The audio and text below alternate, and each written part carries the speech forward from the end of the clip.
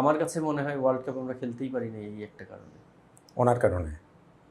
উনি ওই সময় কোনো ডিসিশন নিতে পারেননি। উনি যতই বলেন যে গভর্নমেন্ট গভর্নমেন্ট গভর্নমেন্ট, আমার কাছে মনে হয় এটা টোটাল একটা প্ল্যান ছিল। বাংলাদেশে বিশ্বকাপ খেলতে না দেওয়া? এটা হ্যাঁ, আমার কাছে মনে হয় এটা পরিকল্পিত ছিল। এটা হয়তো বা সাধারণ মানুষকে অনেকে অনেকভাবে বোঝাতে পারে, বাট আমি এটা বিশ্বাস করি না। আপনার সাথে এই একটা জায়গায় আমার মিলল, কারণ আমি ওয়ার্ল্ড কাপের সময় অনেকগুলো আলোচনা এখানে করেছি এবং আমি সার্টেনলি এখন এটা বিশ্বাস করি বাংলাদেশকে বিশ্বকাপ খেলতে না দেওয়াটা এটা একটা বড় পরিকল্পনা, বড় ষড়যন্ত্রের অংশ। আপনার এটা কেন মনে হয়? এটা একটু বলেন তো, আমি দেখি একটু মিলিয়ে নেই। দেখেন, কিছু জিনিস কিন্তু মানুষ কিন্তু এত বোকা না। আপনি একবার দুইবার তিনবার আপনি কিন্তু অনেক কিছু বুঝতে পারবেন না, বাট রিপিটলি যদি একটা জিনিস হতে থাকে আপনি কিন্তু আস্তে আস্তে ওটা অনুসন্ধান করার চেষ্টা করবেন যে আসলে ঘটনাটা কি। আচ্ছা, আপনি যেই জিনিসগুলো নিয়ে কথা বলেছেন, আপনার কিছু কন্টেন্ট আমিও দেখেছি। ইভেন আপনার একটা কন্টেন্ট আমি প্লেয়ার গ্রুপে শেয়ার করেছিলাম যেদিন ওয়ার্ল্ড কাপ খেলতে যাবে না, ফাইনাল ডিসিশন হবে। আপনি বলেছিলেন যে লিটন, তাসকিন, তোমরা কথা বলো, তোমরা যে খেলতে চাও সেটা তোমরা কথা বলো। এই ভিডিওটা কিন্তু আমি প্লেয়ার্স গ্রুপে শেয়ার করেছিলাম, যেখানে বুলবুল ভাইও আছে। আমাদের কোয়াবের গ্রুপে শেয়ার করেছিলাম, যেখানে বুলবুল ভাইও দেখেছে ভিডিওটা। আমি কেন করেছিলাম? কেন? নিশ্চয়ই কোনো পারপাস ছিল। কারণ একটা ওয়ার্ল্ড কাপ আপনার সামনে থেকে মিস হয়ে যাচ্ছে, সবাই চুপচাপ সহ্য করে নিচ্ছে, কিন্তু সারা বাংলাদেশের মানুষ খুশি। আমি তো খুশি না, কোনো ক্রিকেটার খুশি না, কোনো সাংবাদিক খুশি না, ক্রিকেট যারা ভালোবাসে কেউ খুশি না। আমার সাথে তাহলে খুশিটা কারা? খুশিটা কারা? আমি বললাম না, একদিন দুই দিন তিন দিন। মানুষ কিন্তু এত বোকা না। মানুষকে যতই বোকা মনে করেন, হ্যাঁ আমরা আবেগী জাতি, আমাদের আবেগ আছে, এবং সবচেয়ে আবেগের বড় জায়গা কিন্তু ক্রিকেট। বাংলাদেশের সবচেয়ে আবেগের বড় জায়গা ক্রিকেট।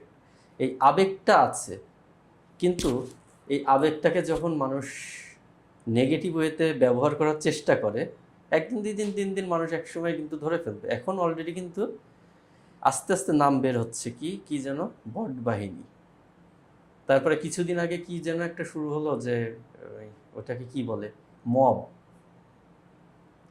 তাই না? এই জিনিসগুলা আস্তে আস্তে কিন্তু মানুষ বোঝা শুরু করছে। তো জিনিসটা হচ্ছে যে যদি আপনার পারপাস থাকে বা আপনার প্ল্যান থাকে যে আমি ক্রিকেটটাকে নষ্ট করব, এই ধরনের কোনো পরিকল্পনা যদি কেউ করে থাকে, আমি শিওর যে বাংলাদেশের মানুষ এটা হতে দিবে না। কিন্তু এই ধরনের পরিকল্পনা হয়েছে বলে আপনার আন্ডারস্ট্যান্ডিং? আমার কাছে মনে হয়। কারা করেছে? কারা করেছে আমি জানি না, তবে আমি মনে করি যে আমাদের এই বোর্ডেও অনেকে আছে যেটা এটার পার্ট। কারণ আপনি দূর থেকে সব কিছু করতে পারবেন না, আপনার একটা জিনিস নষ্ট করতে হলে কাছে থাকতে হবে। আমি শিওর যে ওই পরিকল্পনার মধ্যে আমাদের বোর্ডেরও অনেক মানুষ আছে। ক্রিকেট ধ্বংসের একটা কথা, এটা আমি বিভিন্ন সময় বলি, আমার এটা একটা বিশ্বাসেরও জায়গাটা রয়েছে এবং আপনিও সেই কথাটা বললেন। এবং এইটা যে আমি বিশ্বকাপে বাংলাদেশ এবার খেলতে পারে নাই তখন থেকে আমার মনে হচ্ছে তা না। আমার নটান্ন মানে কন্টেন্ট রয়েছে যেটা আমার ধরেন আরও আগের 6 মাস, 1 বছর, 1.5 বছর আগে থেকে, মানে ওই সময় থেকে আমি এটা বলছি। সোশ্যাল মিডিয়া দেখে আমার সেটা মনে হয়। আপনার এই উপলব্ধির জায়গাটা হলো কেন বা কীভাবে, যে না আমাদের আসলে ক্রিকেটটাকে কেউ না কেউ, কোনো না কোনো গোষ্ঠী আসলে ধ্বংস করতে চায়? কবে হলো, কতদিন আগে? আপনি যেটা বললেন, আপনার সাথে আমি পুরোপুরি একমত যে এই ওয়ার্ল্ড কাপে যায়নি এই জিনিসটা কিন্তু আমার, মানে আমি তখন থেকে যে আমি এই জিনিসটা চিন্তা করছি বিষয়টা তা না। আমি লাস্ট 1-1.5 বছর ধরে আমি কিন্তু সেম জিনিসটা ফলো করছিলাম যে বাংলাদেশের এই বছরের যে টি-20 স্কোয়াডটা আপনি দেখেন, বাংলাদেশ তো কখনোই এমন টিম ছিল না যে যেখানে গেছে সেখানেই জিতেছে। তারপরেও তো মানুষ তো একটা সিরিজ জেতার পরে কি হতো, তারা কিন্তু আনন্দে অতীতের সব কষ্ট কিন্তু ভুলে যেত।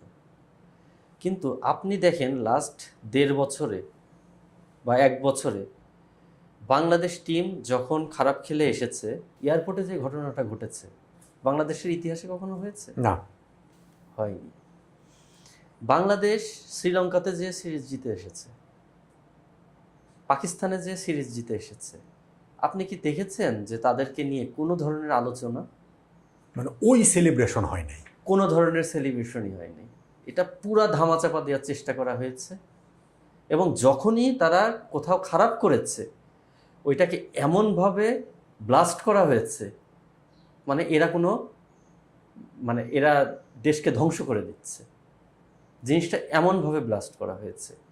তো আমার কথা হচ্ছে যে হঠাৎ করে কি এমন হয়ে গেল যে আপনারা ক্রিকেটকে ভালোবাসা থেকে শত্রুতে, মানে ক্রিকেট বা ক্রিকেটারদেরকে শত্রু মনে করা শুরু করে দিলেন। আপনি তো ক্রিকেটারদেরকে শত্রু মনে করেন না, ক্রিকেটকে ভালোবাসেন, আমিও ভালোবাসি, আমার 10 জন বন্ধু আছে, তারাও তো হ্যাঁ হতাশ হয় তারা, কিন্তু ঘৃণা তো করে না, বা এরকম পর্যায়ে যায় না যে ম্যাচ জিতলে পারে কিছুই না, আর হারলে পারে গোষ্ঠী উদ্ধার করে দিব। এটা তো স্বাভাবিক ঘটনা না, স্বাভাবিক ঘটনা হতে পারে না। এই জিনিসটা আমার মানে এখন থেকে 1.5 বছর আগে থেকেই আমি জিনিসটা ফলো করছিলাম, এবং আমার ভেতরে ভেতরে এই জিনিসটা খুব কাজ করত। এবং এইটারই একটা চূড়ান্ত রূপ আমরা দেখলাম যে বাংলাদেশ ওয়ার্ল্ড কাপ খেললো না, কিংবা বাংলাদেশকে ওয়ার্ল্ড কাপ খেলতে দেওয়া হলো না। এখন তো সব কিছু মিলালে পারে ওই রকমই আসে যে আপনার এটা ওয়ার্ল্ড কাপ না খেলাটা প্রি প্ল্যান, এটা কোনো সার্ডেন কোনো ঘটনা না, এটার পরিকল্পনা অনেক দিন ধরেই হচ্ছিল, এবং এটার অংশ হয়ে বা এটার সাপোর্টে যারা কাজ করেছে, সে ক্রিকেটার হোক আর নন ক্রিকেটার হোক, এদেরকে আমার মনে হয় না যে এই জাতি বা ক্রিকেটকে যারা ভালোবাসে তারা কখনো ক্ষমা করবে। Even cricket board? ডেফিনেটলি। এই দায়িত্ব সবার নিতে হবে, কেউ এড়াতে পারেন না। যারা ডিসিশন মেকিংয়ে ছিল, এই দায়িত্ব সবাইকে নিতে হবে। ইভেন আমি কাউকে ছোট করে কথা বলতে চাই না, আমি যখন সাকিব ভাই ওয়ার্ল্ডের 1 নম্বর অলরাউন্ডার, সাকিব ভাই সারা ওয়ার্ল্ডে সুপারস্টার, বাংলাদেশ টিম ভালো করছে 2015-তে after world cup back to back 3টা সিরিজ বাংলাদেশে জিতলো। আমাদের আসিফ নজরুল স্যারকে তো ওই সময়ও দেখেছি সাকিব ভাইকে নিয়ে বিভিন্ন ধরনের নেগেটিভ করতে, যে তাদেরকে বেশি বেশি প্রিভিলেজ দিয়ে দেওয়া হয়ে যাচ্ছে। কারণ বাংলাদেশের মানুষ তো আসলে ক্রিকেটটাকে ভালোবাসে, এটা আবেগের জায়গা।